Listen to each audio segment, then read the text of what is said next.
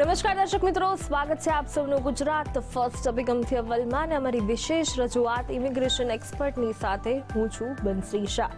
Immigration expert એક એવો programme જેમાં વિઝાને લગતા પ્રશ્નો અને તેના સોલ્યુશનની આપણે વાત કરતા હોઈએ છીએ। તો ચાલો શરૂ કરીએ આજનો આપણો કાર્યક્રમ।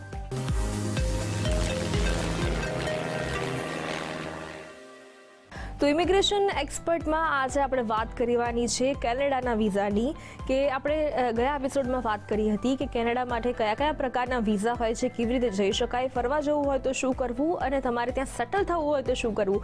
આજે આપણે વાત કરવાની છે પીઆર। જો કોઈને કેનેડામાં પીઆર જોઈતું હોય કે ત્યાંના પરમેનન્ટ રેસિડેન્ટ બનવું હોય તો શું પ્રોસેસ રહેશે, કેવી રીતે વિઝા મેળવશો, કેવી રીતે તેની પ્રિપરેશન કરશો ને કેટલા પોઈન્ટ્સ કે પછી બેન્ડ કે પછી આઈએલટીએસ એક્ઝામનો શું સ્કોર હોવો જોઈએ, આ તમામ વિશે માહિતી મેળવીશું। એ માટે આપણી સાથે જોડાया છે इमिग्रेशन एक्सपर्ट वैशाली सिंह।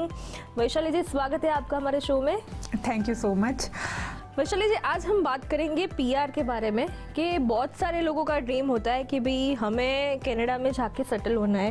आपने कनाडा की हिस्ट्री तो लास्ट एपिसोड में हमें बताई थी, पर वहाँ पे अगर सेटल होना है, पीआर चाहिए, तो उसका भी आइल्स के एग्ज़ाम वगैरह वगैरह बहुत सारी प्रोसेसेस होती है। तो सबसे पहले वो प्रोसेस के बारे में हमें बताइए। बहुत सारे लोग जैसे यहाँ से इंडिया से जो पढ़े हैं, इंडिया का जिनको एक्सपीरियंस है, वो जाना चाहते हैं, अपना एस्पिरेंट्स हैं जो कनाडा के लिए, ठीक है, कनाडा जाने की इच्छा प्रकट करते हैं, बट उनको राइट प्रोग्राम नहीं मिल पा रहा है, राइट। सो सबसे पहले तो अगर कोई जाना चाहता है तो वो जा सकता है, क्योंकि वेलकमिंग पॉलिसी है कनाडा का। Yes, Canada is inviting more than 13 lakh aspirants by 2024। 13 lakh से भी ज़्यादा लोगों को बुलाने का टारगेट है कनाडा का 2024 तक, राइट। जैसे कोई कैंडिडेट है नॉर्मल बैचलर पढ़ा लिखा है, इंडिया की उसकी पढ़ाई है, एक्सपीरियंस उसका है इंडिया का, तो वो कैसे जा सकता है बिना जॉब ऑफर के। उसको अभी तक कहीं से कनाडा से जॉब ऑफर नहीं है, ना ही उसकी फॉरेन की पढ़ाई है। अगर हम बात करें मोस्टली मोर देन 60% कैंडिडेट्स का इकोनॉमी प्रोग्राम के तहत पीआर होता है।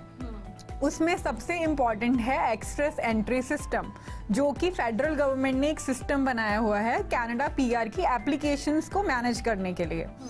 उसमें एक्सप्रेस एंट्री के अंडर वो 3 प्रोग्राम्स को मैनेज करते हैं, FSTP, foreign skilled trade programme, foreign skilled worker programme and Canadian experience entry class. जिसमें से हम बात करेंगे फॉरेन स्किल्ड वर्कर प्रोग्राम की, यानी हम इंडिया के जो सिटीजन्स हैं जो डिज़ायर्ड हैं कनाडा जाने के लिए, नॉर्मल प्रोफाइल है, कोई वर्क एक्सपीरियंस उनको फॉरेन का नहीं है, ना ही कोई जॉब ऑफर है, राइट। सो कनाडा एक्सप्रेस एंट्री में एंटर होने के लिए आपको 67 पॉइंट्स रिक्वायर्ड होते हैं आउट ऑफ 100। आपको पॉइंट्स मिलते हैं एज के बेसिस पे, एजुकेशन के बेसिस पे, एक्सपीरियंस जो आपका वर्क एक्सपीरियंस होता है उसके बेसिस पे, और लैंग्वेज कोचिंग आइल्स या सेल्पिप दोनों टेस्ट आप दे सकते हो उसके बेसिस पे।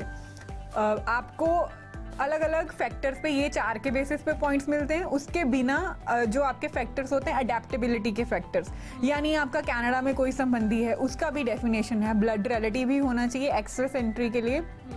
अलग अलग स्टेट्स के प्रोग्राम के लिए और भी प्रोविजंस, फ्रेंड के भी पॉइंट्स होते हैं, कज़न के भी पॉइंट्स होते हैं।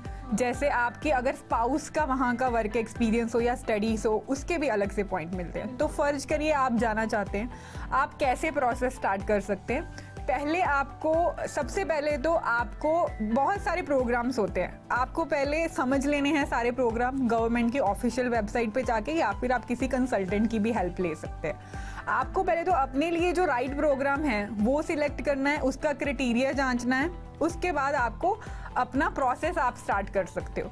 सबसे पहले तो अगर आप कनाडा पीआर के लिए प्लान कर रहे हो, उसका कोई शॉर्टकट नहीं होता है, पहले आपको पूरे प्रोसेस के हिसाब से चलना पड़ेगा। आपको आइल्स कोचिंग या फिर सेल्पिप कोचिंग, दोनों में से कोई भी ले सकते हो, आपको वो स्टार्ट कर देना है। पैरेलली आपको साथ के साथ आपका ECA रिपोर्ट करवाना है।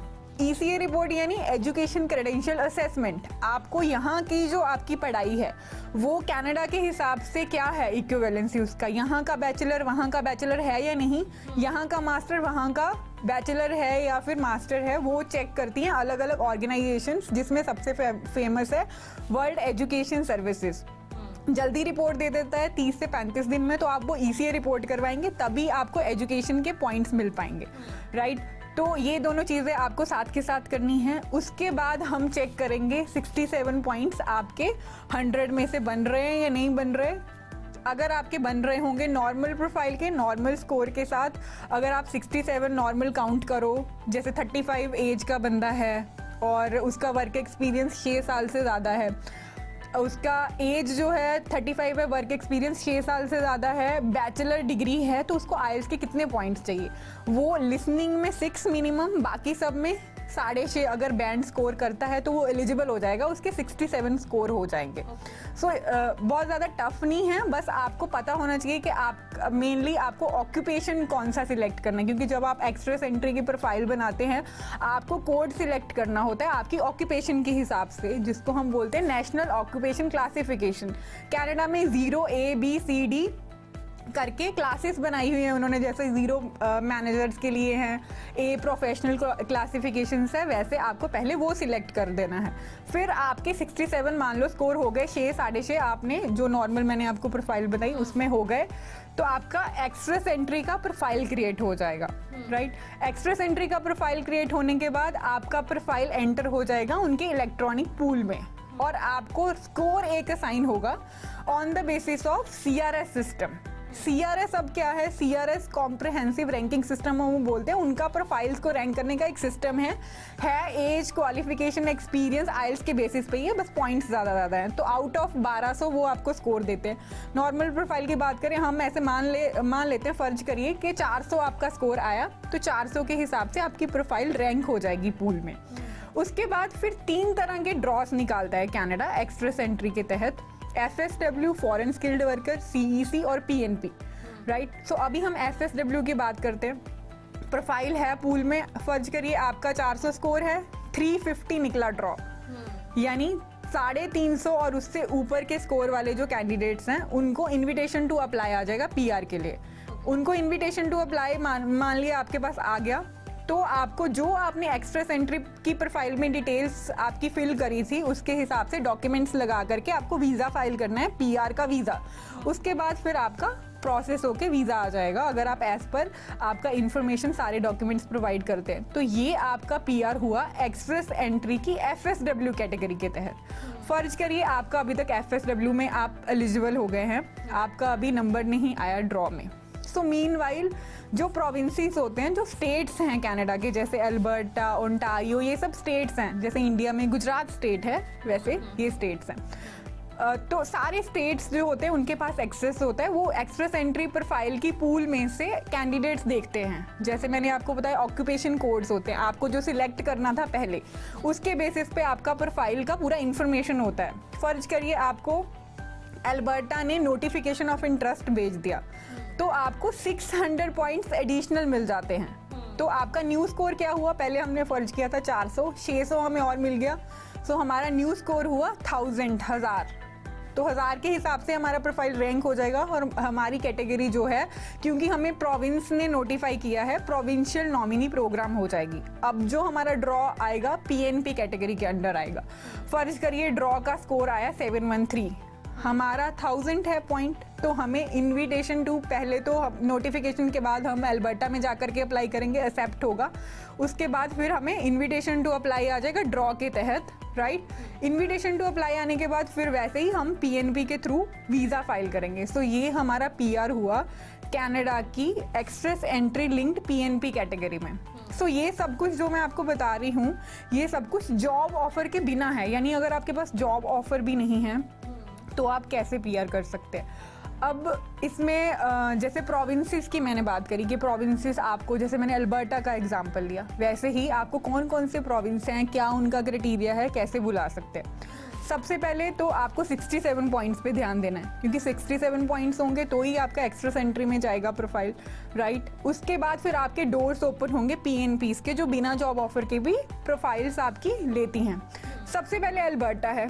अल्बर्टा का अपना क्राइटेरिया है कि 300 प्लस अगर आपका स्कोर है, जो हमने फर्ज किया था 400, वो अगर आपका 300 प्लस है तो अल्बर्टा आपका प्रोफाइल कंसिडर कर सकता है। Second is Ontario. ओंटारियो बहुत सारे लोगों का फर्स्ट प्रेफरेंस होता है। ओंटारियो के लिए आपको CRS थोड़ा हाई करना पड़ेगा, 400 प्लस CRS का उसका एलिजिबिलिटी क्राइटेरिया है ओंटारियो का। Third one is Nova Scotia. Nova Scotia का कोई CRS क्राइटेरिया नहीं है, वो ऑक्यूपेशन के बेसिस पे आपको सिलेक्ट करेगा। नोवा स्कॉशिया का अभी न्यू प्रोग्राम लॉन्च हुआ है, लेबर मार्केट इम्पैक्ट प्रोग्राम, उसके अंडर आप कर सकते हो। और आपका नोवा स्कॉशिया के बिना सैस्कैचुअन इमिग्रेशन प्रोग्राम है। सैस्कैचुअन इमिग्रेशन में आप एक्सप्रेस एंट्री वाली कैटेगरी में कर सकते हैं। एंड न्यू ब्रुंसविक है और प्रिंस एडवर्ड आइलैंड है। ये 6 प्रोविंसेस हैं जो बिना जॉब ऑफर के भी आपकी प्रोफाइल पिक कर सकते हैं। और आपको क्या ध्यान देना है कि आपको ऑक्यूपेशन आपका जो है वो राइट चूज करना है आपकी की रोल्स के हिसाब से। जी बिल्कुल। जैसे कि वैशाली जी, मैंने सुना है कि 8777 वो स्कोर होना ज़रूरी है, वो एक्चुअल में क्या होता है? जी मेनली बहुत सारे कैंडिडेट्स का ये वो समझ लेते हैं, उनको जो उनका बहुत सारे कैंडिडेट्स डीमोटिवेट भी हो जाते हैं कि हमारा आइल्स में स्कोर ज़्यादा नहीं है। 6 जैसे मैंने आपको बताया, 6 6.5 के साथ वो एलिजिबल तो हो सकते हैं, बट उनका PR कैसे आएगा? क्योंकि FSW का स्कोर हाई जा रहा था पहले। खैर अभी तो FSW के ड्रॉस बिगिन होंगे जुलाई में, आए नहीं है काफ़ी टाइम से। FSW की अगर हम स्कोर के बेसिस पे प्रो डेटा पे वर्क करें तो मास्टर अगर कैंडिडेट हो, मास्टर है, 8777 है उसका, एज उसका 30 अराउंड है, 30 से कम है, तो उसका स्कोर हाईएस्ट बनता है। ठीक है, तो उसके चांसेस FSW में बनते हैं। बट जैसे कि मैंने बताया, मोर देन 60% ऑफ क्लाइंट्स का PR PNP में होता है। अगर आप देखिए ज़्यादातर लोग इस तरह के फिल्टर से तो बहुत 10% ही बचेंगे, बाकियों का भी तो उनको भी तो जाना है ना। सो FSW सिर्फ ऐसी कैटेगरी है जिसमें उनको एडवांटेज मिल सकता है 8777 के साथ, वो भी 30 वाले लोगों को, और अगर मास्टर्स है तभी। अदरवाइज PNP उनको टारगेट करना चाहिए, क्योंकि प्रोविंशियल नॉमिनी प्रोग्राम में अगर आप इतना स्कोर 6.5 भी ले आओगे तो भी आपका PNP के तहत हो जाएगा PR। तो ऐसा नहीं है कि आपको 8777 पे ही वर्क करना है। आपको अगर आपका स्कोर बनता भी है, ज़्यादा भी बनता है, तो भी आपको FSW में तो अप्लाई करना ही करना है, साथ ही साथ सारे प्रोविंसेस में अप्लाई करना है। फिर जिसमें आपका पहले मेरा ऐसा एडवाइस है कि आप सारे प्रोग्राम में अप्लाई करिए जिसमें आपका पहले रिजल्ट आ गया, पॉजिटिव इन्विटेशन आ गया, उसके साथ आप अपनी फाइल प्रोसेस करिए। वैशाली जी, मैंने ये भी सुना है कि कई लोगों के ऐसे मिथ होते हैं या कि PR 6 महीने में आ जाएगा। कई सारे एजेंट भी ऐसे जो बोलते हैं कि हाँ आपका 6 महीने में PR तो आ ही जाएगा, तो ये बात कितनी फैक्ट मान सकते हैं हम? बहुत सारे लोगों का मेरे से भी सवाल होता है कि हमें जल्दी जाना है, हमें 6 महीने में ही जाना है, हमको वेट नहीं करना है। पहले ही मैं बता देना चाहती हूँ कि PR का कोई शॉर्टकट नहीं होता, आपको वेट करना ही है। ऐसा नहीं है कि मैं बोल रही हूँ, मैंने आपको पहले भी आपके प्रीवियस एपिसोड में भी बताया था कि आप वेबसाइट पे जा कर के रेफर करिए। IRCC की जो वेबसाइट है canada.ca, मेनली 6 मंथ्स तो वीज़ा का प्रोसेसिंग टाइम है, उससे पहले भी तो प्रोसेस होना है। जैसे मैंने आपको समझाया, आपका प्रोफाइल पूल में जाएगा, फिर आपका ड्रॉ में नंबर आएगा, वो भी तो प्रोसेस है। आज की डेट के हिसाब से तो प्रोसेसिंग टाइम पहले था 6 मंथ, आज तो फाइल का ही प्रोसेसिंग टाइम 12 मंथ्स है। तो हम 6 महीने में तो आज की डेट में नहीं PR पॉसिबल, सॉरी। आपका मेनली 15 मंथ से ऊपर का टाइम नॉर्मल प्रोफाइल में लग सकता है, ज़्यादा भी लग सकता है। 6 मंथ में PR होना इम्पॉसिबल है। तो आप पहले से ही आपका माइंड बनाइए वेट करने के लिए। एडवांटेजेस भी हैं, अगर आप वेट करके PR में जाते हो तो आपका कॉस्ट सेव होता है, रादर देन स्टडी के हिसाब से आप जा रहे हो। सो 6 महीने में तो बंसरी नहीं हो पॉसिबल है PR, आज की डेट में तो बिल्कुल भी नहीं है। एक्स्ट्रा एंट्री के अगर हम पहले की भी बात करें तो भी 6 महीने से ज़्यादा ही टाइम लग जाता था, 8 मंथ्स या 12 मंथ्स। बिल्कुल। वैशाली जी, कनाडा जाना है तो फिर IELTS के एग्ज़ाम का भी बहुत इंपॉर्टेंस होता है। कई बार ऐसा होता है कि फर्स्ट अटैम्प्ट में कम स्कोर आता है, हमें जितने स्कोर चाहिए इतने नहीं आते, फिर वो नेक्स्ट टाइम ट्राई करता है, दूसरी बार एग्ज़ाम देते हैं, तो इससे इंटरव्यू या फिर वीज़ा प्रोसेस में कुछ वीज़ा न मिलने का उससे कोई कनेक्शन है क्या? नहीं, जैसे मैंने आपको बताया, आपका 67 पॉइंट्स अगर हो जाता है, आप पूल में एंटर कर जाते हो। फिर आप अगर फिर से IELTS देना चाहते हो अपना स्कोर बढ़ाने के लिए, आप दीजिए। उसके बाद अगर आपका नया स्कोर अच्छा आता है तो वो आप अपडेट करवा सकते हो। अगर आपका नेगेटिव भी आता है, यानी पहले वाले से भी कम हो जाता है, तो आपका वो अपडेट नहीं होगा, पहले वाला ही रहेगा, तो कोई प्रॉब्लम नहीं आएगा। और एक चीज़ मैं दर्शकों को बताना चाहूँगी मेरे एक्सपीरियंस से, जैसे मेरे पास क्वेरीज आती हैं कि मैडम हम 6 6.5 तो नहीं कर पाएंगे, हमको 5 बैंड में पीआर करवा दो, 4 बैंड में पीआर करवा दो।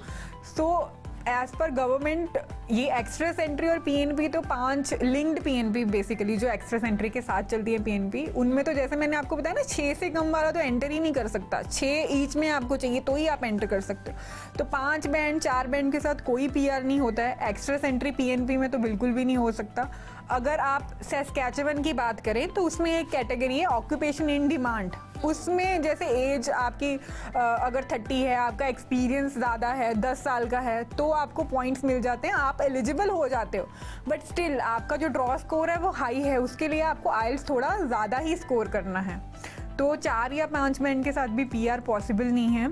और एक चीज़ मैं बताना चाहूँगी, जैसे कैंडिडेट्स मैरिड कपल्स हैं, वो स्टार्ट करते हैं अपना जर्नी और वो प्रोसेस स्टार्ट करते हैं, तो एक मेन एप्लीकेंट बनता है। तो अगर वो साथ वाले का अपना स्पाउस का भी ईसीए करवा ले तो उनका सीआरएस का जो स्कोर है वो थोड़ा बढ़ जाता है। आइल्स के साथ भी फ़र्क पड़ता है, बट वो बहुत ज़्यादा मेजर डिफरेंस नहीं आता, तो आइल्स आप स्किप भी कर सकते हो स्पाउस का, बट येस आपको ईसीए ज़रूर करवाना चाहिए स्पाउस का, जो एजुकेशन का इवेल्युएशन होता है, जो मैंने आपको पहले बताया था। बिल्कुल। इसके साथ एक क्वेश्चन ये भी है कि मान लो कि इंटरव्यू बेस है, जैसे कि इंटरव्यू में समहाउ रिजेक्शन आता है या फिर हमें वीज़ा नहीं मिलता है, तो उसके कितने टाइम बाद अप्लाई करना होता है, ऐसा कोई टाइमिंग होता है? पहले तो अगर हम पीआर की बात करें, नॉर्मली तो इंटरव्यू का प्रोसेस नहीं होता है कनाडा का, मेनली वो फाइल ही प्रोसेस करते हैं। जैसे कि पीआर एक लंबा प्रोसेस है, आपको एक्स्ट्रा सेंट्री का कोई भी आपको प्रोफाइल बनाना है, पहले ही आपका एनओसी कोड आपको चेक कर लेना है, मैच कर लेना है, क्योंकि बार बार एनओसी कोड अगर आप चेंज करोगे तो भी रिजेक्शन के रीजंस होते हैं। NOC code is very important in the process, और आपको जो भी डिटेल्स पहले फिल करनी है अपने फॉर्म में, उसके हिसाब से आपको डॉक्यूमेंट्स लगाने हैं। अगर सब कुछ एज पर आपका डेट फॉर्म है जो आपने पहले भरा था, तो आपके चांसेस ही नहीं है रिजेक्शन के, राइट। अगर एज पर आपने वो भरा, पीआर में एज कम्पेयर टू बाकी वीज़ास बहुत कम चांसेस होते हैं अगर आपने सब कुछ सही से प्रोवाइड किया है। इंटरव्यू के चांसेस बहुत कम होते हैं, कभी कभी क्वेरी आ जाता है, तो वो अगर आपका प्रोफाइल जेन्युइन है वो सॉल्व करके आप वीज़ा ले सकते हो, तो कोई प्रॉब्लम वाली बात नहीं है। बिल्कुल। अब सबसे बड़ा क्वेश्चन ये है कि अभी जो कोविड-19 के बाद अभी कुछ बहुत ही अभी एम्बेसी खुली है, फिर बहुत कम लोगों को वीज़ा देते हैं, वो भी इमरजेंसी केसेस में। कनाडा के लिए अभी अप्लाई कौन कर सकता है, अभी कौन सी कैटेगरी के लिए अप्लाई हो सकता है अभी ये कोविड के बाद? स्पेसिफिकली जैसे ये एपिसोड हमने पूरा पीआर के लिए रखा है, तो मैं पीआर के बारे में बात करूंगी। पीआर की अगर हम बात करें, कनाडा में कुछ भी रुका नहीं है। कनाडा के पास सिर्फ फाइल्स की बैकलॉग्स हैं, यानी उनके पास फाइल्स बहुत हैं ड्यू टू कोविड इशू, उनके पास बैकलॉग्स हो गया फाइल का, वो धीरे धीरे सॉल्व भी कर रहे हैं। स्टूडेंट की मोस्टली ख़त्म कर रहे हैं। पीआर की भी उन्होंने बोला है 2023 तक तो वो डेफिनेटली कर देंगे। और अगर आप अप्लाई करने की बात करते हो और ड्रॉस आने की बात करते हो, ठीक है, तो अगर हम एक्स्ट्रा सेंट्री की बात करें, पीएनबी के बहुत ड्रॉस आए हैं, कुछ रुका नहीं है, ठीक है, बाकी पीएनबीज भी चल रही हैं। मेन एफएसडब्ल्यू जो कैटेगरी है जिसमें स्कोर हाई चाहिए होता है, वैसे भी नॉर्मली कैंडिडेट्स जैसे मैंने आपको बताया था मास्टर 30 के साथ ही एलिजिबल होते हैं। सो वो एफएसडब्ल्यू का ड्रॉ सिर्फ रुका हुआ है, वो भी अभी नोटिफिकेशन आ गया कि वो जुलाई से स्टार्ट हो जाएगा। जैसे मैंने आपको बताया पीआर का शॉर्टकट नहीं है, वेट करना ही पड़ेगा, वेटिंग वाला प्रोसेस होता है। सो यही है, बाकी कुछ भी रुका नहीं है अप्लाई करने के लिए, आप अप्लाई कर सकते हैं। एफएसडब्ल्यू भी रिज्यूम होने वाला है, बाकी तो कुछ रुका ही नहीं था, तो कोई प्रॉब्लम वाली बात नहीं है। बस आपको माइंड मेकअप करना है कि आपको आईएलटीएस या सेल्फिप जो भी आप टेस्ट चूज करते हो वो अच्छे से करना है, और पहले से ही सब एक तय कर लेना है कि आपका कौन सा एनओसी है, और पूरा वो मैच करना चाहिए। वैशाली जी, ऐसा भी होता है कि आपने अभी बताया था कि जॉब ऑफर अगर वहाँ से मिलता है तो उसके पॉइंट्स बढ़ जाते हैं, तो अगर हमें जॉब ऑफर चाहिए तो उसकी कोई प्रोसेस है क्या?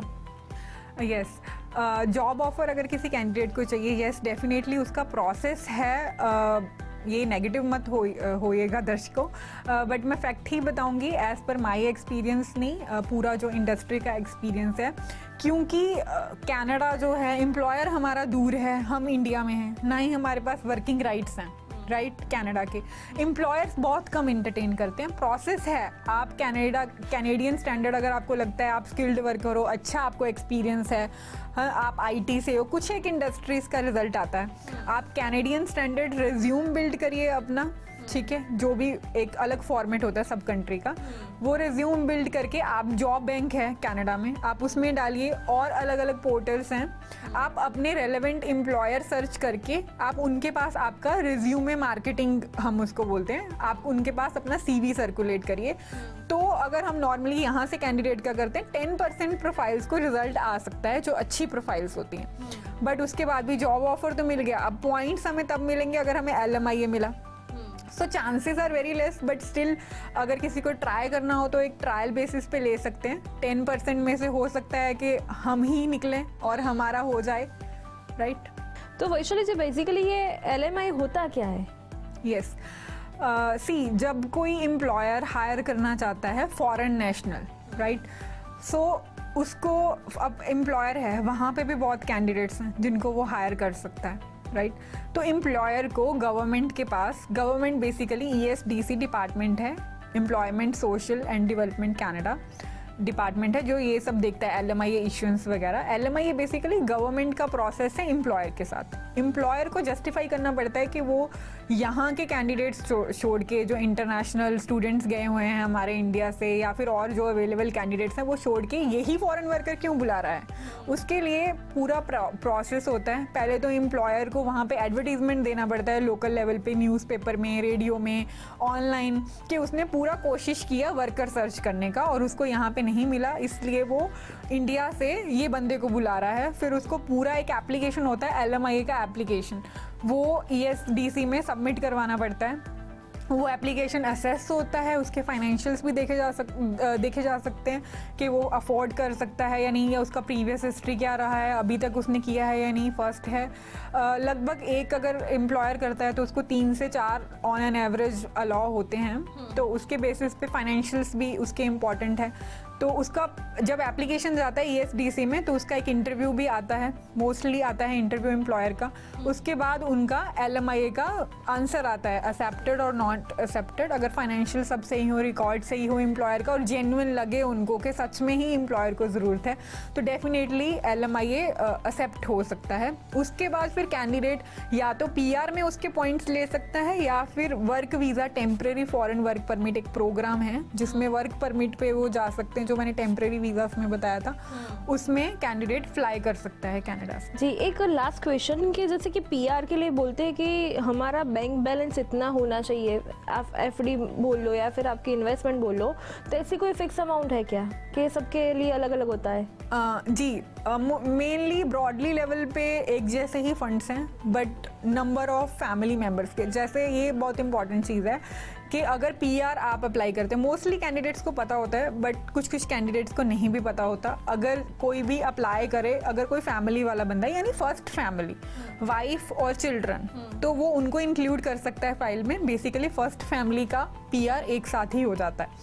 और अगर हम फंड्स की रिक्वायरमेंट करें, 1%, 2%, 3% के हिसाब से रहते हैं। ऑन एन एवरेज 1% को 13,250 कैनेडियन डॉलर के नियर बाय शो करना होता है फंड, उतना इंडियन रुपीस में शो करना होता है। वो बैंक स्टेटमेंट में भी शो कर सकता है, FD में भी शो कर सकता है, कोई उसका इन्वेस्टमेंट है उसको भी इंक्लूड कर सकता है, प्रॉपर्टी को भी इंक्लूड कर सकता है, बट ये अमाउंट बहुत ज़्यादा भी नहीं होता, तो आपको ये अपना लिक्विडिटी में ही शो करना एडवाइजेबल रहता है।